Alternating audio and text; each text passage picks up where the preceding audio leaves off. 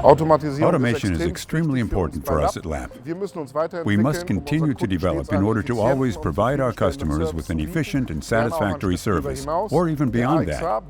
The AXH offers us the solution to slim down and streamline our interlogistical transports. We have a reliable option. The risk of accidents is significantly reduced, while efficiency is increased. The nice thing about the AXH was that it was so easy to implement. With the right support on hand, it was easy to do the mapping, configure the first routes, and get up and running in no time. When we start commissioning an AXH at a customer's site, the basis for commissioning is always the mapping. The mapping involves the manual driving of the vehicle in the customer's facility. During manual driving, the vehicle automatically records all fixed structures of the building and stores them on a map.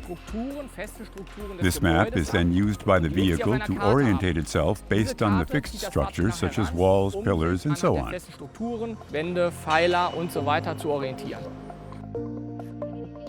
With the AXH, a quick and easy integration of the system into the customer's ERP system is possible to enable communication between both systems and allow for the commands to be transferred automatically from the customer's ERP system to the vehicle. In this project, we have implemented fixed drop-off and pick-up points for the vehicle.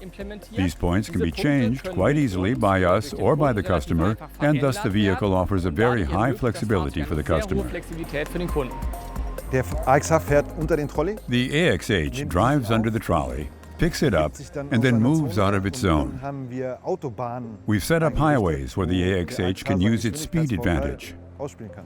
It then drives the trolleys to the drop-off station. Of course, the AXH has built-in safety systems. Lights, a horn, it has sensors everywhere. It stops in case of danger.